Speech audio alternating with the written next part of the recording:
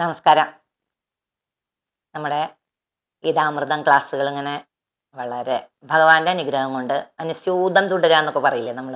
അങ്ങനെ എല്ലാ ആഴ്ചകളിലും ഭഗവാൻ അനുഗ്രഹിച്ചുകൊണ്ട് മുടക്കം കൂടാതെ നടന്നു പോവാൻ ഈ മൂന്നാമത്തെ മാസവും നമുക്ക് സാധിച്ചു. അത് ഭഗവാന്റെ അനുഗ്രഹം, നമ്മുടെ കഴിവൊന്നുമല്ല. ഭഗവാൻ വേണമെങ്കിൽ നാളെ നിർത്താവുന്നതേ ഉള്ളൂ ഇത്. അപ്പൊ ഭഗവാന്റെ അനുഗ്രഹത്തോടു കൂടി മാത്രമേ ഒരു പുൽക്കൊടി പോലും ചലിക്കൂ എന്നൊക്കെ നമ്മൾ പറയൂലേ. ഞാൻ എല്ലാ ക്ലാസ്സിലും, എൻ്റെ ആധ്യാത്മിക ക്ലാസ്സിലൊക്കെ ഞാൻ പറയും, ഒരു ദിവസം കാലത്ത് എണീച്ച് കഴിഞ്ഞാൽ ഭഗവാന് നന്ദി പറയണം നമ്മളെന്ന് പറയാറുണ്ട്. കാരണം എന്താണ്, ഭഗവാൻ തന്ന ഒരു ഭിക്ഷയാണ് നമുക്ക്.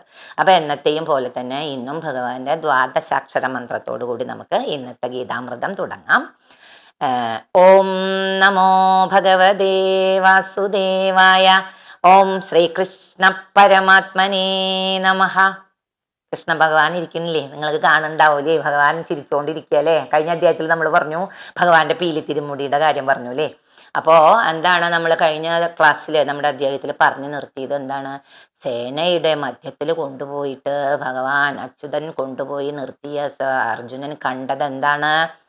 തൻ്റെ മാമന്മാര്, ശ്വശുരന്മാര്, പുത്രപൗത്രാദികള്, പിന്നെ ആചാര്യന്മാര്, പിന്നെ യുദ്ധതന്ത്രങ്ങൾ പഠിപ്പിച്ച ഗുരുക്കൾ, എല്ലാവരും അവിടെ ഉള്ളവരെല്ലാവരും അർജുനന് വേണ്ടപ്പെട്ടവരാ. ഒരാൾ പോലും ശത്രുവായിട്ട് അർജുനൻ കണക്കാക്കണില്ല. ദുര്യോധനാദികൾ ഇവര് ശത്രുക്കളായിട്ട് കണക്കാക്കിയല്ല, ഇവർക്ക് അവരെ ഒന്നും ശത്രുവായിട്ട് കാണാം. അതാണ് അവരുടെ നന്മ, അവരുടെ മനസ്സിലെ നന്മ. എന്തുകൊണ്ട് അവരുടെ കൂടെ ഭഗവാൻ നിന്നു? അവരുടെ മനസ്സിൽ നന്മയുണ്ട്. കുന്തി ദേവി ആ നന്മ ചൊല്ലിക്കൊടുത്തിട്ടാണ് മക്കളെ വളർത്തിയത്. ചെല്ലും ചെലവും കൊടുത്തി വളർത്തുക എന്ന് പറയില്ലേ നമ്മൾ. ആ അമ്മ വിധവയായ കുന്തി ആ മക്കൾക്ക് വേണ്ടി ജീവിച്ചു. ആ നല്ലത് പറഞ്ഞു കൊടുത്ത മക്കളെ വളർത്തി. ആ സമയം ഗാന്ധാരി ദേവി എന്താ ചെയ്തത്? തൻ്റെ കണ്ണ് മൂടിക്കെട്ടി അന്ധനായ ഭർത്താവിൻ്റെ കൂടെ പതിവ്രതാധർമ്മം എന്താ പറയുക ചെയ്തുകൊണ്ട് ജീവിച്ചു. എന്തുണ്ടായി? 100 പേരും 100 കൗരവരും ഒരു മോളാണ് ഉണ്ടായത്, ദുശ്ശള. എല്ലാവരുടെ പേരും ദൂ എന്ന് വെച്ചിട്ടായിരുന്നു അത്ര. ദുര്യോധനൻ, ദുശാസനൻ, അങ്ങനെ കുറേ പേരുകൾ ദൂ. എന്തായാലും അന്നത്തെ കാലത്തൊന്ന് ആലോചിച്ച് നോക്കൂ നിങ്ങൾ. 100 പേര് ദൂ വെച്ചിട്ട്. ഇപ്പോഴത്തെ പേരുകൾ കേട്ടാൽ നമുക്ക് ചിരി വരും. ഇപ്പോഴത്തെ പേരിൽ ഒരു അർത്ഥവും ഇല്ല, ഒന്നുമില്ല. അന്നത്തെ കാലത്ത് അങ്ങനെ ആയിരുന്നില്ല. ഞാൻ തന്നെ വളരെ അത്ഭുതപ്പെട്ടു പോയിട്ട്. നമുക്ക് എന്തുകൊണ്ട് നമുക്ക് പറയാം നമ്മളൊരു ഹിന്ദു ആണ് എന്ന് ധൈര്യത്തിൽ പറയാൻ പറ്റും? എന്തുകൊണ്ടാണ് ഹിന്ദു മതം എന്ന് പറഞ്ഞൊരു മതം ഉണ്ടോ? ഇല്ല. ഹിന്ദു എന്നുള്ള പേര് എങ്ങനെ വന്നതെന്നറിയോ? നമ്മൾ സിന്ധു നദീതട സംസ്കാരം, നമ്മൾ പണ്ട് സോഷ്യൽ സയൻസ് പഠിച്ചിട്ടുണ്ടാവും എല്ലാവരും അല്ലേ. നമ്മൾ പഠിച്ചിട്ട് ഹാരപ്പൻ, മോഹൻജദോരോ സംസ്കാരം. ആ സിന്ധു നദീ തീരത്തിൽ ജീവിച്ചു വന്നവരുടെ പൂർവികന്മാർ, നമ്മുടെ പൂർവികന്മാർ, അവരുടെ പിൻഗാമികളാണ് ഇന്നുള്ള എല്ലാ ഹിന്ദുക്കളും. അതായത് ഹിന്ദു എന്ന് പറഞ്ഞൊരു മതമല്ല, ഹിന്ദു മതം എന്ന് പറഞ്ഞൊരു മതമല്ല, സിന്ധു നദീതട സംസ്കാരം. അപ്പോ ഇന്ന് കാണുന്ന, നിസ്സംശയം നമുക്ക് പറയാം, ഇന്ന് കാണുന്ന മറ്റു മതങ്ങളെല്ലാം ഈ ഹിന്ദുക്കളിൽ നിന്ന് പോയവരാ. ക്രിസ്ത്യാനികളും മുസ്ലിമുകളും പാഴ്സികളും ജൈനന്മാരും എല്ലാവരും ഹിന്ദുവിൽ നിന്ന് പോയിരിക്കുന്നതാണ്. അതുകൊണ്ട് നമുക്ക് അഭിമാനത്തോട് പറയാം നമ്മൾ ഹിന്ദുവാണ്. എന്താണ് ഹിന്ദു? സനാതന സംസ്കാരം. ആ സനാതനമായ സംസ്കാരത്തിൽ വന്ന് ജനിക്കാൻ ഭാഗ്യം കിട്ടിയല്ലോ. അനേക ജന്മങ്ങളിലെ 64 86 ജന്മങ്ങളുണ്ട് അത്ര. അതിലേറ്റവും വലിയ ജന്മം മനുഷ്യ ജന്മാണെന്ന്. ആ മനുഷ്യ ജന്മത്തിനെ നമുക്ക് നല്ല രീതിയിൽ ഉപയോഗിച്ചുകൂടെ അല്ലേ? നമുക്ക് അതുപോലെ തന്നെ ചെയ്യുകയും ചെയ്യാം. അപ്പൊ നമ്മൾ എന്താണ് അടുത്തത്, അർജുനൻ എന്താണ് പറയുന്നത് എന്ന് പറയും. എന്താണ് അപ്പോൾ അർജുനൻ ഇതൊക്കെ കണ്ടു കഴിഞ്ഞപ്പോൾ എന്താണ് നമ്മൾ കഴിഞ്ഞ പ്രാവശ്യം പറഞ്ഞത്? ഇവരെയൊക്കെ കണ്ടപ്പോൾ വിഷണ്ണനായിട്ട് വിഷാദത്തോടു കൂടി തേർത്തട്ടിൽ കുഴഞ്ഞിരിക്കുന്ന അർജുനന്റെ അടുത്ത അർജുനൻ പറയണം. അർജുന ഉവാച ദൃഷ്ട്വേമം സ്വജനം കൃഷ്ണ യുയുത്സും സമുപസ്ഥിതം. അർജുന പറയാണ്, കൃഷ്ണ, ഈ യുദ്ധം ചെയ്യാൻ ആഗ്രഹിച്ചിട്ട് ഈ മുന്നിൽ നിൽക്കുന്ന എൻ്റെ സ്വന്തം ജനങ്ങളെ കണ്ടിട്ട് ഭഗവാനെ എൻ്റെ അവയവങ്ങൾ തളരുന്നു. നമുക്കും തോന്നാറില്ലേ ചില ദിവസങ്ങളിൽ എണീക്കുമ്പോൾ നമുക്ക് ആകെ വയ്യാത്ത പോലെ, അല്ലെ? കൈയും കാലം കുഴയുക, ഒരു ഉത്സാഹം ഇല്ലാത്ത പോലെ. ആ ഉത്സാഹക്കുറവൊന്നുമല്ല അവിടെ അർജുനൻ ഉണ്ടായത്. അർജുനൻ ശരിക്ക് തളർന്നു. മാനസികവുമായും ശാരീരികവുമായും തളർന്ന അവസ്ഥ. അതാണ് ഭഗവാനോട് പറയാണ്, ദൃഷ്ട്വേമം സ്വജനം കൃഷ്ണ, ഈ സ്വജനങ്ങളെ കണ്ടിട്ട് എൻ്റെ ഭഗവാനെ യുൽസും സമുപസ്ഥിതം. എന്താണ്, എനിക്ക് ആകെ വയ്യ, തളരുന്നു. സീതന്തി മമ ഗാത്രാണി മുഖം ച പരിശുക്ഷ്യതി വേപദുശ്ച ശരീരേ മേ രോമഹർഷശ്ച ജായതേ. എന്താ പറയുന്നത്? ഭഗവാനെ, എൻ്റെ അവയവങ്ങൾ തളരുന്നു, എൻ്റെ ശരീരം തളരുന്നു, എൻ്റെ മനസ്സ് തളരുന്നു, എൻ്റെ വായ വരളുന്നു. എന്താണ്?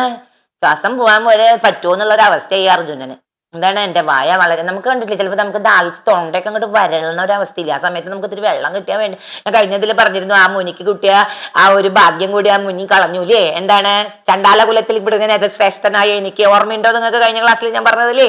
അപ്പോ ആ സമയത്ത് നമുക്കിതിരി വെള്ളം എവിടുന്ന കിട്ടാച്ച നമ്മൾ കുടിക്കൂലേ. ഇപ്പോ നോക്കൂ, ആ നമ്മുടെ തന്നെ സഹോദരന്മാർ എവിടെയാ പോയി? എത്രയോ നല്ല വീടുകളിൽ ജീവിച്ചിരുന്ന വയനാട്ടിലത്തെ അവർക്ക് പറ്റി അവരെല്ലാവരും ഇപ്പൊ എവിടെയാണ്? സ്കൂളുകളിലൊക്കെ ഉള്ള ഓരോ സ്ഥലത്ത് പോയിട്ട് ഇരിക്കാല്ലേ. അവരൊക്കെ അവരുടെ അവസ്ഥ ഒന്ന് ആലോചിച്ച് നോക്കും. അവരും മനുഷ്യരല്ലേ. അവർക്ക് വേണ്ടി അവർക്കൊരു നല്ല ഒരു സ്ഥലം നമ്മുടെ പ്രധാനമന്ത്രി നേരിട്ട് വന്ന് കണ്ട് അവർക്ക് എല്ലാ സഹായങ്ങളും ചെയ്തിട്ടുണ്ട്. അദ്ദേഹത്തിന് നല്ല മനസ്സിൽ അവർക്ക് എല്ലാ സഹകരണങ്ങളും അനുഗ്രഹങ്ങളും ഭഗവാനിൽ നിന്ന് കിട്ടി. എല്ലാം അവരൊക്കെ എന്ത് പോയാലും അവരുടെ ബന്ധുജനങ്ങൾ പോയില്ലേ, അതിലപ്പുറം അവർക്ക് എന്താ? പക്ഷെ അവർക്ക് ജീവിക്കണ്ടേ? ബന്ധുജനങ്ങൾ പോയി പറഞ്ഞാൽ അവർക്ക് ജീവിക്കണ്ടേ? അവർക്ക് വീട് വേണ്ടേ? അവർക്ക് കുട്ടികളുടെ വിദ്യാഭ്യാസം വേണ്ടേ? അപ്പൊ അതിനെല്ലാം ഭഗവാൻ, അതായത് പ്രധാനമന്ത്രിയുടെ മനസ്സിൽ എല്ലാ സഹായങ്ങളും ചെയ്തു കൊടുത്ത് അവർ നന്നായിരിക്കട്ടെ. ഈ സമയത്ത് നമുക്ക് പ്രാർത്ഥിക്കാം.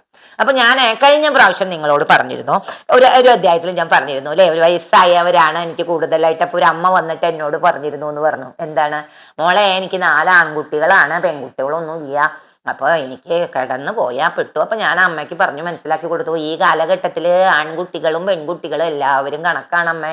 എന്താ കാരണം? പെൺമക്കളെ നമ്മൾ കല്യാണം കഴിച്ചു വിട്ടു, ചിലപ്പോൾ അവർ ഇവിടെ ഒന്നും ഉണ്ടാവില്ല അല്ലെ, അമേരിക്കയിലോ ദുബായിലോ അല്ലെങ്കിൽ എന്താ കുറച്ച് ദൂര സ്ഥലത്തൊക്കെ ആകുമ്പോൾ അവർക്ക് പെട്ടെന്ന് വരാൻ പറ്റുമോ? ചിലപ്പോൾ ഭർത്താവിന്റെ അമ്മേനെ കൊണ്ട് നോക്കേണ്ടി വരും. അപ്പൊ അങ്ങനെ പല സാഹചര്യങ്ങളിൽ പെട്ട്. അപ്പൊ അമ്മയ്ക്ക് ഞാൻ ഒരു നാമം പറഞ്ഞു തരാം എന്ന് പറഞ്ഞിരുന്നു. ഞാൻ നിങ്ങളുടെ അടുത്ത് കഴിഞ്ഞ ആഴ്ചയുടെ മുമ്പത്തെ ആഴ്ച തോന്നുന്നു അത് പറഞ്ഞത് അല്ലേ. അതായത് ഞാൻ ഒരു വയസ്സായി, അപ്പൊ അമ്മയ്ക്ക് അങ്ങനെ ഒരു മനസ്സിനൊരു വിഷമം ഉണ്ടെങ്കിൽ അമ്മയ്ക്ക് ഞാനൊരു നാമം പറഞ്ഞുതരാം. കിടത്താതെ കൊണ്ടുപോകാനുള്ള ഒരു നാമം. അത് ആ കിടത്താതെ കൊണ്ടുപോകാനുള്ള നാമം ചൊല്ലിയിട്ടുള്ള ഒരു അമ്മയുടെ കഥയും കൂടി ഞാൻ പറഞ്ഞുതരാന്ന് പറഞ്ഞു. അമ്മയ്ക്ക് വളരെ സന്തോഷമായി. വളരെ ഐശ്വര്യമുള്ള ഒരു അമ്മ, സത്യകയായ അമ്മ കേട്ടോ. കണ്ടു കഴിഞ്ഞാൽ നല്ല ലക്ഷണമുള്ള അമ്മ. അവിടെ വെച്ചുകൊണ്ട് തന്നെ ഞാൻ എഴുതി കൊടുത്തു. എനിക്ക് ഇപ്പൊ തന്നെ വേണം, എഴുതി തരൂ മോളെ, എനിക്ക് കിടത്തരുത്, എന്നെ ആരെയും ബുദ്ധിമുട്ടിക്കരുത് എന്ന് പറഞ്ഞിട്ട്. ആ നാമം ഇതാണ്. എന്താണ്? നമ്മള് ഭഗവാൻ ശ്രീ പരമേശ്വരൻ, എല്ലാത്തിനും മൂലകാരണം ഭഗവാൻ തന്നെയാണ്.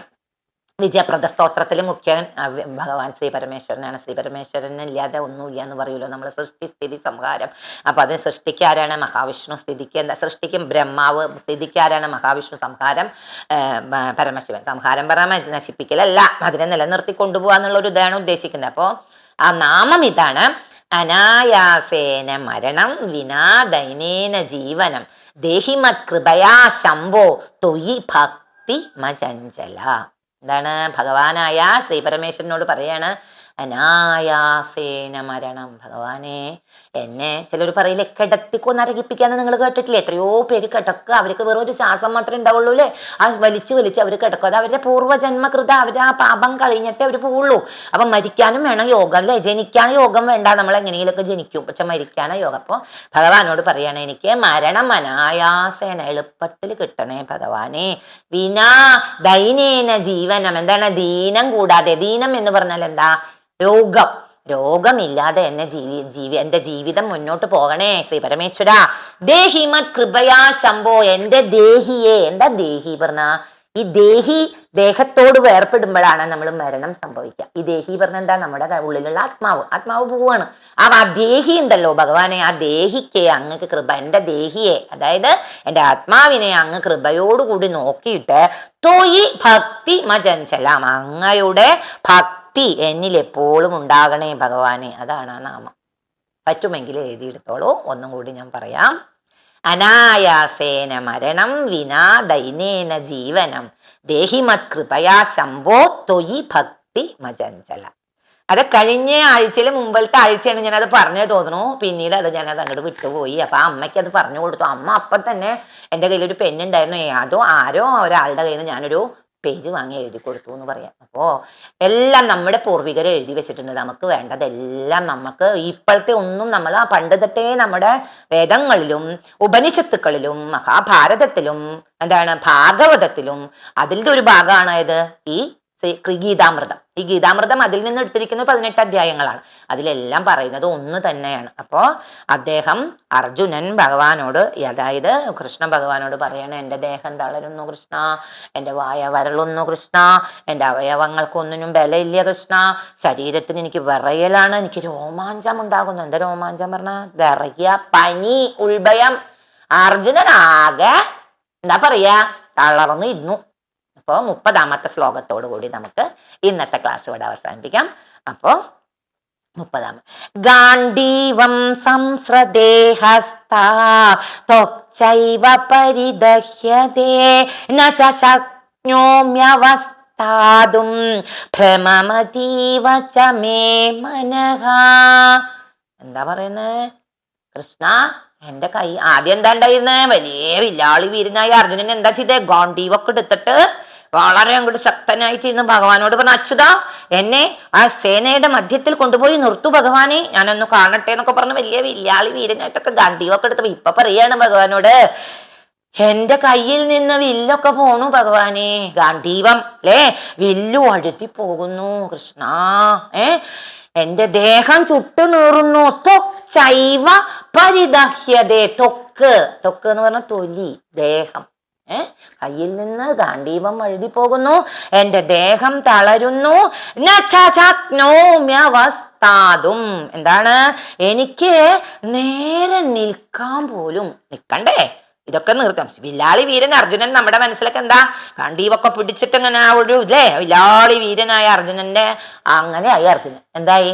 ആകെ നമുക്കും അങ്ങനെയൊക്കെ പല സന്ദർഭങ്ങളിൽ നമ്മുടെ ജീവിതത്തിൽ പല ഘട്ടങ്ങളിൽ നമ്മൾ അങ്ങനെ നിന്നു പോയിട്ടുണ്ടാവും അല്ലേ? നമ്മുടെയൊക്കെ ജീവിതത്തിൽ നമുക്ക്, നിങ്ങളൊക്കെ ഉണ്ടാവും, അങ്ങനെ ഉണ്ടാവും പല സന്ദർഭങ്ങൾ. അന്നൊക്കെ നമുക്ക് ഭഗവാൻ നമുക്കൊരു വഴികാട്ടിയായിട്ട്. എൻ്റെ ജീവിതത്തിൽ അങ്ങനെയായിരുന്നു കേട്ടോ. ഈ കണ്ട കാലം മുഴുവനും ആ ഭക്തി കൊണ്ട് പോകുമ്പോൾ, ഭക്തി കൊണ്ട് ഞാൻ പറഞ്ഞില്ലേ, ഒരടി ഞാൻ ഭഗവാന്റെ അടുത്ത് എടുത്തപ്പോൾ ഭഗവാൻ എനിക്ക് ഒരു 3 അടി എൻ്റെ അടുത്തേക്ക് വന്ന എല്ലാ അനുഭവങ്ങളും ഇന്ന് വരെ, ഈ നിമിഷം വരെ ഭഗവാൻ എനിക്കതാ തന്നിരിക്കണം. ഭഗവാനെ കൃഷ്ണ, ഞാൻ എന്തു പറയുന്നോ എല്ലാം അങ്ങയുടെ തൃപ്പാദങ്ങളിലാണ് ഞാൻ സംസാരിക്കുന്നത്. അപ്പൊ ഈ 30ാമത്തെ ശ്ലോകത്തിൽ പറയാണ്, എന്താണ്? ഇതോടുകൂടി നമുക്ക് ഇന്നത്തെ ക്ലാസ് ഇവിടെ കഴിയുക കേട്ടോ.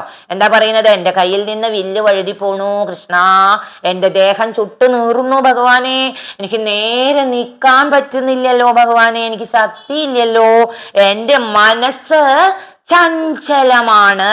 ഭ്രമതീവ ച മേ മനഃ. എന്താ മനഃ? എൻ്റെ മനസ്സ്, എനിക്ക് നമ്മൾ പറയില്ലേ ചിത്തഭ്രമം ബാധിക്കാന്ന് പറയില്ലേ?